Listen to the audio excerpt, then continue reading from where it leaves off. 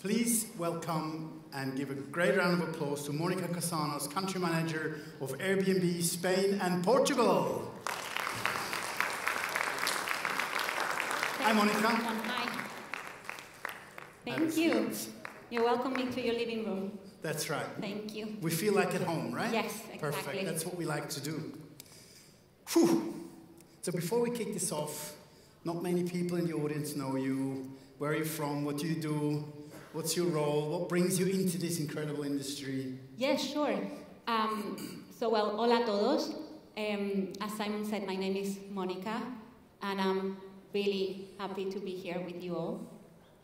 Let me tell you something about myself. I was born and raised in the Canary Islands, so hospitality and, well, to be honest, the good weather runs in my blood. I left the Canaries to study and to work in several cities abroad, and I was doing jobs wearing a suit, like investment banking and private equity, until I saw the light in 2009. And I put the jeans on, I joined a startup, and to be honest, I have never looked back. I joined Privalia. It's a company based in Barcelona, and I run business and corporate development for them. In 2013, I became a mom. And after becoming a mom, actually, it was funny because a lot of things happened that in a way took me back to my hospitality roots. So on the one hand, I started to become a host in Airbnb with an apartment in the Canary Islands, and I've been, actually, wow, a super host for almost 10 years now. And secondly, I joined Oasis Collections, which is a property manager, American, that was acquired by Vacasa. And I launched and ran Europe for them. And let me tell you, it was not easy. So I do have a lot of admiration for the jobs you do, because I know it's really tough. I really know firsthand.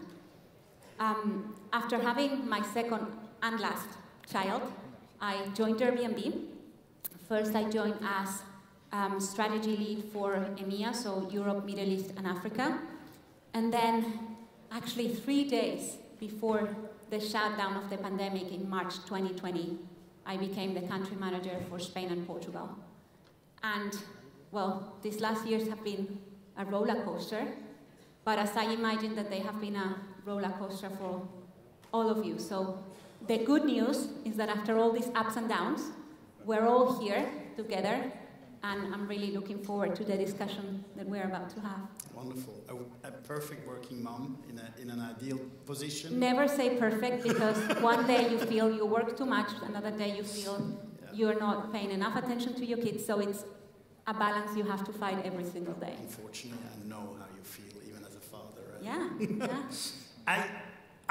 Oasis Collection is where we have a connection as well, and I want to share a little story.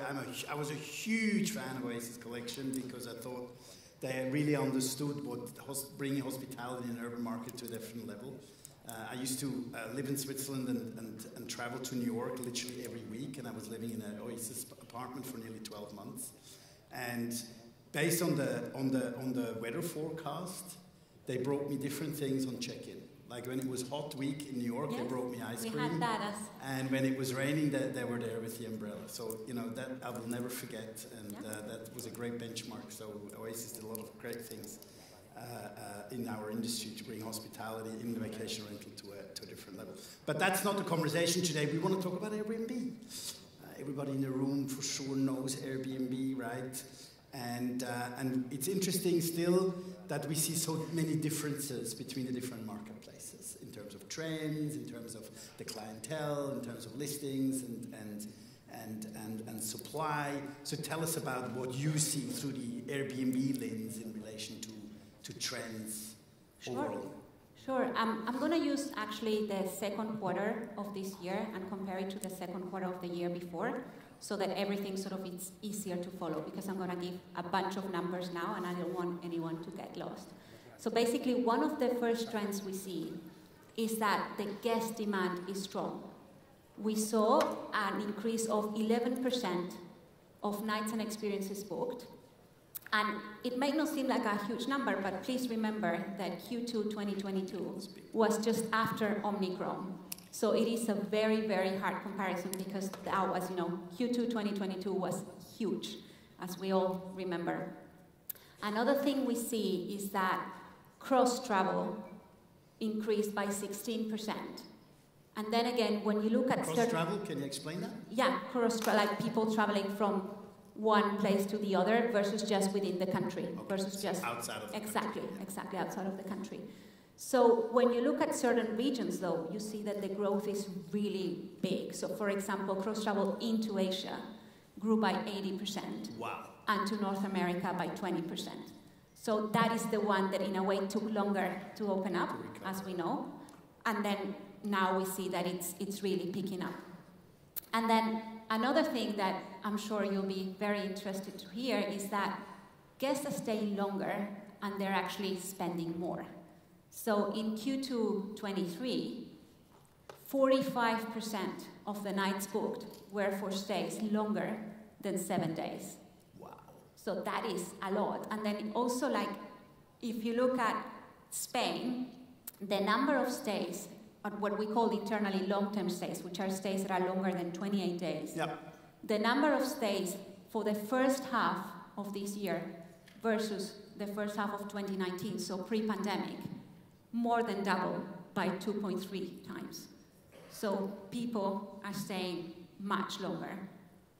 And basically, the key question here is, like, how can you benefit from these trends, right? Like, how can you take advantage by knowing that these trends are there?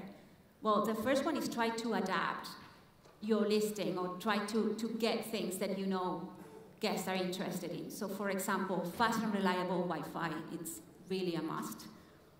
Dedicated workspace, and with that, I mean not having, oh yes, there's the kitchen table and the kitchen chair, and people can work from there. No, that is not what they expect as a dedicated workspace. They expect, a table where you can put a laptop and leave it there during the whole stay.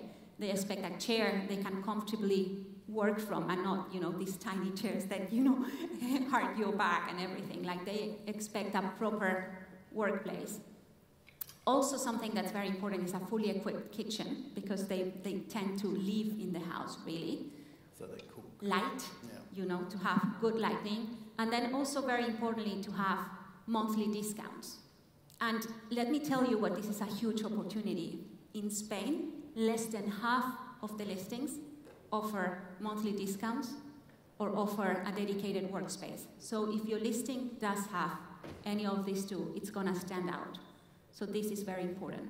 And then also something that I think might interest you is that the amenities that are more sought after in Airbnb are, well, Wi-Fi, obviously we mentioned, the kitchen we mentioned, and then also pool, which is like very random, right? Like, either you have a pool or you don't. It's not something you can say, oh, my guests want a pool, I'm going to build one. But air conditioning is also very important. So if you do have any of those features, make sure to highlight it, because again, your listing is going to be, standing out from the crowd. Let's make a little bit of comparison. Obviously, we're talking here to professional property managers versus RBOs, individual hosts. Who is adopting to these changes better in terms of adjusting what they need? Because obviously, an individual host can immediately have an impact because he might control the unit himself. He owns the unit and he can make these changes. Whereas property managers still need to work with homeowners and say, hey, you need to now organize me a 45-inch screen. I need a table where they can work. And the homeowner says, what for? And say, well, the trend is there. Can the professional property managers react to these trends, do you think, from an Airbnb standpoint? Or RBOs obviously more flexible to adapt to that? Well, to be honest, in the end of the day, it's the homeowner that has to make the decision whether he wants to do that investment or not, right? So it's as difficult for a homeowner that's listing directly on Airbnb to decide whether he wants to invest in putting an air conditioning than it is for a property manager to say to the homeowner, hey, you need to invest in putting an air conditioning. So in the end of the day, I think it's the homeowner that has to decide, well, if I put it, what return am I going to see? No. Right? And I think everyone or every homeowner should make that reflection and understand. And I think property managers can help homeowners understand what would be the benefit of having the most sought after amenities, right? It's like, well, if you install this is how much more visibility you're going to get, or how much more you're going to appear on the searches of potential guests, etc. So they can help, but at the end of the day, the decision is of the homeowner. Yeah. And in either case, that's the barrier, right? So the homeowner needs to get convinced that it's a good investment for him or her to make. Let's quickly talk in that relation before we move on to our core topic about price sensitivity. So could we assume that somebody would think, hey, why should I do long term? I'd rather have 4 weeks for like 1 week stays versus a longer stay. But that type of audience that we want to address now, also like remote travelers, is not the digital nomads as well, it's the remote workers as well. Are they how price sensitive are they? Because they have good incomes. It's not like, are you giving away anything? Everyone is price sensitive these days. You know, we've got inflation running high. We've got a lot of people that, yes, they might have well-paid jobs and they might be willing to stay longer term, but they still have got potentially more travel to pay because they have to come back. So to be honest, price sensitivity, it's big everywhere, in short stays, in long terms. And when people stay longer, they do expect a discount, right? They do expect to pay less per day, obviously, and considerably less because, you know, there's a logic behind it.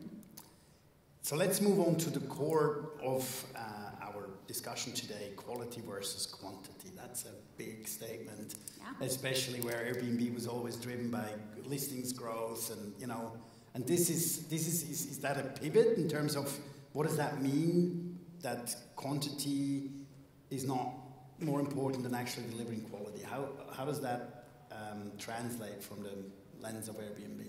Well, to be honest, we looked at the portfolio of Avantio, right? We looked at what were the listings, how many listings were ProHost having in Avantio, and what was their quality score to see if there was a correlation, right? And what would that correlation be? And what we found out is that the more listings you handle as a property manager, the more likely you are to have a lower quality score. And what we saw is that ProHosts that handle more than 100 listings tend to have a quality score on average of less than 4.5, whereas 100 plus less than 4.5. Yes, whereas the ones that are handling less than 100 listings tend to have a quality score of more than 4.6. Now you may say 0.1, that's tiny, right? That doesn't matter, but the reality is that it matters. Like guests more and more are looking into going and staying into listings that have got higher quality. It is something they put, you know, a lot of attention to. And then something we also did was to see whether there was any discrepancy between countries, right, within Avantio. And what we saw is that it wasn't, right? So for example, in Spain, almost 50% of the listings are handled by property managers that have got more than 100 listings. And the average quality score is 4.56, whereas in France, only 1/3 of property managers manage more than 100 listings, and their average score is 461. So again, it might seem tiny, but the devil is in the detail, and each listing that has got a bit higher actually gets booked more. So I could be now devil's advocate and say... I don't want you to be devil's advocate. Go. And you're suggesting that, hey guys, stop growing and just, focus on quality. But I mean, I would say it's obvious that managing 100 units plus to still have a high review score is obviously massively more challenging than managing 1 unit or 2 units. And you can, devote your time in making sure everything is perfect, the guest experience is amazing, it's seamless and everything else. So what can you actually do or what can property managers do while they're growing that they can still push their review scores or their overall score, even if it's plus 100 units or 500 units? Well, they can ideally adopt all the quality features that are out there, because that's going to help them to manage their listings better. And one thing that's very important, and you mentioned, but I want to put a bit of a pin on it, is you said it's much more difficult to manage listings that are more than 100, or to manage more than 100 listings than manage 1 or 2. But what we're talking about here is that we see a difference between ProHosts that are managing 30, 40, 50 listings versus the one that are managing 100 plus. So it's not one or two, which we all agree, it's a different league, it's much easier to pay much more attention. We're actually talking about pro hosts that have got, a mass, and then when that mass passes the 100, when it becomes, much more difficult to manage. So I just wanted to pinpoint on that because I think it's important. It's very relevant. Yes. So basically, what can pro hosts do? Well, adopt all the features you can from the service provider is giving you, and I think we're going to be talking about it shortly. But I can go ahead. On. I mean, just wanted exactly. to bring that up now in terms of innovation and what how can you balance that, or what do you do for them? Yeah, no, exactly. So Airbnb has been actually developing quite a few features, and we are leveraging technology to bring these features. And I guess the majority of the people in the audience are connected to Avantio. So let me sort of explain. There's one that Avantio already has now, which is checkout instructions. And that one, what it means is that as a host, you can put what are the checkout instructions to the guest, right? So you can say, hey, I want you to throw the trash, or I want you to leave the keys here, or I want you to lock the door. So there are several things that you can say to the guest to make the checkout more seamless, and that's already available by Avantio.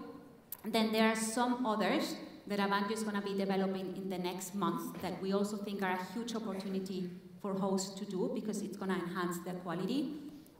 There is the compliance notifications, and also the when a host listing sort of breaks the ground rules, then there's going to be a notification sent to the service provider. So that way you're going to be much more informed about these things that I think that up until now might have got lost a bit in translation in the process. And then there's also going to be the new listings promo, which is for the first free bookings that a new listing gets, there's going to be a discount of 20%. So that one will actually help and enhance to have more bookings for new listings that we all know it's more difficult to attract visibility to. And then there are more features that Airbnb has developed and that Avantio will incorporate in 2024 onwards, which are the reviews tag. And in this one, you will be able to give more detailed reviews to the guests. And also you're going to be able to see more details from the reviews that the guests are leaving to you. You're also going to be able to put the number of pets that you allow in your listing, and that's to a maximum of 5. And then another one that has been actually very demanded is you're going to be able to see the information on which category is your listing at. So you're going to be able to see, hey, my listing is at X category. That's very useful. And then there's going to be... Can you elaborate a little bit further on the category? Yeah, you know that Airbnb has got different categories, right? Like, for example, beachfront or surfing or cabins or mansions or whatever it is. And up until now, if you are a host, you couldn't see in your profile what category you were under, your listing was under. Whereas now, what's going to happen is that that is going to be available, and the API-connected hosts are also going to be able to see if the software partner adopts this feature. And then there's going to be a last one that Avantio is going to be adopting in 2024, which is the listing strips issues. And in that one, basically, what you're going to see is like the listings that have got quality issues in the last reservations are going to be popping up there. So you're going to be having a much clearer view of what are the listings that are having issues and how to, tackle them. I just saw half of the product team running out to the office, going to work. It's interesting. You've definitely put some pressure on the product team here, but I mean that's obviously important. So that's sort of the relationship between the channels. And obviously Avantio being a big partner to you, like what can they do besides the engineering piece to sort of help that quantity versus quality as well to improve that for a better performance on Airbnb as a channel?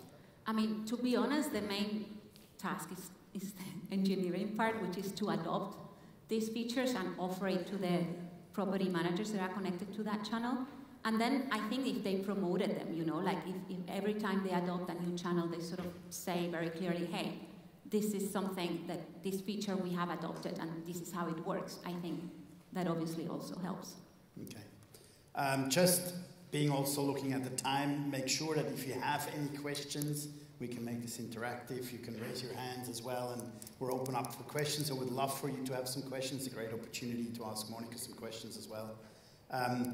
So let's move on to that. I mean, I'm still not there. Maybe it's me. This quantity versus quality issue is obviously, like when we ask property managers, what is your goal for next year? Everybody says, I want to grow, right? But we know quality listings are extremely important, and I want to go a little bit deeper on that. We quickly discussed that before. How you define quality over the, let's say, the actual rating or the review score that the property has. How would you, from the lens of Airbnb, define a good quality property in all its aspects? Well, obviously, as you say, we always tend to just look at the review score. But to be honest, there's much more to it. Like, Airbnb has an algorithm, and it ranks listings according to several aspects. And one of them actually is quality. And there are certain features within quality that the algorithm, for example, would look at. So one of them is obviously the quality of the photos, you know, how many Is that still a problem? You're kidding me. I'm not. I mean, there are still people that, you know, either put too few pictures, or the pictures they put are not, you know, are blurred, or, you know, they have logos all over, you know, like, it's still, you know, obviously there's always room for improvement. Imagine everything was perfect, there would be nothing to work on. We would all be all jobless. That's right. So it's, I think it's something that, obviously I'm sure the majority of you have got it right, but just look at it. Also to have the best listing description and more accurate that you can. Yeah. Also the amenities, right? Like, be comprehensive. And we know we have a lot to choose from, but still it's very important because, you know, guests search for them, you know, and they filter what they're looking for through them. So it's important that they are accurate and they are there. Then there's obviously, you know, how fast are you replying? How's your communication, right? So the faster you reply, the higher you're going to be ranking the algorithm. Obviously, no cancellations by host. Please, please, please, no. Because that brings you down. And then, you know, also, you know, when even if you don't, like, instant book is what would put you, like, in terms of response, the highest, right? But even if you don't have instant book, just notice that the speed at which you reply can actually, you know, impact the algorithm. They would, you know, it would look at, you know, how communicative you are, how speedy you are, how you are given it. So just also pay attention to that. What about availability? Oh, Where does availability come into this? Yeah, that's not really on the quality front. Yeah. But on the sort of algorithm, availability is definitely something that the algorithm looks at a lot, the same as pricing, right? Of course. So you have, the more availability you have, the more higher you're going to be. And also, the better price you are, especially compared to similar listings in your area, the better you're going to be ranked. And for example, things that can be used is like for new listings, well, do promotions for new listings. Or when you have listings in low season, you know, like put it down. And also, to be honest, make sure and compare what are the listings that are similar in your area, because that's going to give you a benchmark of whether a guest, because that's how a guest is going to perceive you, right? They're going to search potentially for an area, and they're going to get a bunch of listings, and they're going to be comparing you to the ones that are next to you. So think about that when you decide how to price. Awesome. Let's get a little bit more practical. Is there a case you can share, or something that you can tell us who has worked really well? Yeah, and actually we have looked into not what the 2-3 listings kind of hosts have done, but actually hosts that have got or are handling more than 100 listings. and they still have got great quality. We have looked into what have they done to make it work and to obtain this high quality. And we have identified 3 key things. So the first one is they have really used technology to sort of, be on top. So they have built real-time dashboards where they can sort of see what is the ratings they're having and what are the reviews that they're getting. So that's very important. And then they also pay a lot of attention into, well, what I was talking before, which is the speed into their replies. So they have created, if they need to, automated messages so that they are always sure to reply as soon as possible. Then they have also created quality teams, right? They have created dedicated teams that they look at this, very seriously, and they do assessment, and they review periodically, they put an intentional effort into it. And then they also have built incentives, and with that I mean, on the one side, the property managers have said to the homeowner, hey, look, if the quality I provide to the guests is not up to this standard, I would give you back X% of the fee. So I know this sounds controversial, but to be honest, it puts a lot of pressures in the team internally to deliver. It's like, okay, this is something that it's going to cost us money if we don't do it well. And it pivots everyone in the company to sort of focus on that. And then secondly, they have built bonus rewards for the service providers. So for example, cleaning companies, maintenance companies, if they manage to keep or if they manage to get a certain level of service, they're going to be incentivized, they're going to be rewarded. And that actually, has them also working towards the same goal of making sure that always the property is clean up to a certain standard, that, the property is maintained up to a certain standard. I have a practical question, in the area of machines answering versus individuals, and speed of response is extremely important. I've met a property manager who's actually automated that as well, but they could respond within 2 seconds, but they decided to respond within 2 hours because they don't want the guests to think that they're talking to a machine. What's the ideal length of or gap to respond to a booking request? Or to be honest, it very much depends on what is the topic of the question, right? Yeah. So for example, if you're saying, if it's a request for a booking the next day, then 2 seconds might be what you need, because otherwise that guest might book something else because he needs it now, he needs an answer now. If he's questioning about something that it's 6 months, in a year's time, maybe you have a bit more leeway. If they're already in your property and they're asking something, hey, the water pipe broke, I need help, you need to respond now. It cannot be an automated message, right? So it very much, it's like, hey, can you give me check-in instructions again? I lost it. Then that might be an automated message, just go. Yeah. So it very much and this is why I'm saying you need to have a team looking into it, because this is why it's not easy, otherwise everyone would be doing it, right? That's right. Now be mindful of time. Are there any questions from the floor? This is your opportunity. Oh, it's amazing. I can see you now. You were in the dark. There is one in the back. You can take Spanish questions. I can take Spanish. So we can ask, you can take Spanish questions, anybody wants to ask. And if you speak Portuguese or Italian very slowly, I will answer in Spanish. But hello, very hello. Slowly, eh? Hola, hola. Hola, ¿cómo estás? Muy bien. Try to practice my Spanish also at the same time. That was it. That was the repertoire. Go. No, English will be better. Thank you very much, first of all, for the interesting question and the very interesting answers. But I have one more question. It's maybe a personal case. We are very aware about what the travelers said about their apartment and how Airbnb works, for example, when we have a problem in one apartment and they decide to cancel the listing, and we resolve the problem, we do everything in intern, and after we try to put back the listing. And sometimes it doesn't work. I don't know if you understand my question, but okay, I will tell it. I'll give you a right example. We have one apartment where we got a problem about the heat during winter. And it's not from us, but from the entire building. So everyone complained, and because we have too much complaint, Airbnb decided to cancel the listing. So this listing doesn't exist anymore.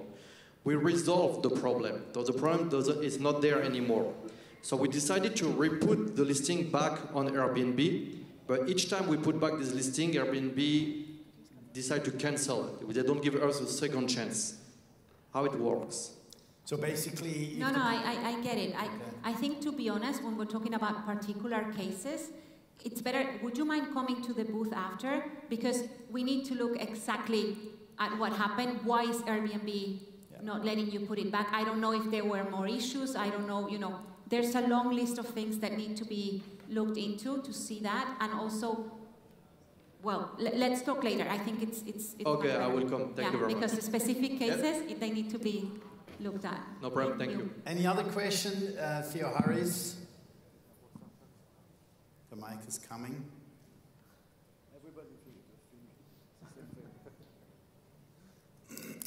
Hello. It's good you mentioned the garbage issue, that on checkout we tell people to take the garbage out. Now, this summer we have had a lot of problems with people who are obviously new to vacation rentals. And it's good that you have driven a lot of new people to use our services and use our properties. The problem is, it seems that all their life they've been living in Mandarin Oriental and they're used to turn-down service and chocolates at their pillows, but when they stay in a 70 or 100 euro apartment, they do not want to take the garbage out when it's 40 degrees heat in the apartment. And they tell us, I'm paying cleaning fee, what are you taking that for? And this is ridiculous, and they're giving us once. And they make a lot of noise, and they react very badly. So I believe that there is some work that also, we have our copywriter preparing a very polite and gentle text, explaining that this is a home and it has advantages and maybe disadvantages compared to the Mandarin Oriental they've been used to staying. But maybe there's some work to be done from your side, not only driving people on your site making bookings, but explaining what is reasonable to expect and what is not. For example, taking the garbage out when it's 40 degrees and even 1 hour in the apartment is going to stink for the next 1 week. Yeah. So educational. Yeah, education for guests, yeah. I mean, sorry, and this is very important in our reviews, because we are managers and we are organized and we send these messages and we persist on these messages. Private hosts might not be so clued up, let's say, so they don't do that. And that's why maybe they don't get this heat, let's say, from guests. Yeah, I mean, I guess it very much depends on the tone. So, for example, I wouldn't say, this is not a Mandarin Oriental. Just a heads up. Like, look at the tone of the email potentially as well. But I hear you. I mean, I understand. And to be honest, a lot of what we're trying to do also with marketing, campaigns is like, what are you staying at? And also when you and this goes even more when people stay in people's homes, in a room, which is like trying for them to understand, like you're staying in someone's home, you're staying it's not an hotel, exactly as you say, and you need to respect some rules. I mean, I think that potentially there could be more education we need to do, and that it's more like broadly, in marketing, etc., so that they know where they're staying. We are now, for example, the checkout rules that they go when they see the reservation. So it's something that before, for example, it wasn't there. And one of the advantages of having the checkout rules now in front is for the guests to understand and to see that this is what is expected of them, right? Before, they didn't, and maybe you were the one saying, hey, you need to throw the garbage out. But now that there's these rules out, it's something that they are going to be more familiar with as more and more hosts do it. And the guests, when they stay in more and more hosts, they're going to be more accustomed to seeing that. Let's hope. Excellent. Well, unfortunately, we can't take any more questions. There is an Airbnb booth. Please show up and ask the questions over there. I don't want to cut anybody off, but my job as a Swiss person is to manage the time as well, right? So thank you very much, Mónica Casañas. Thank you. From Airbnb.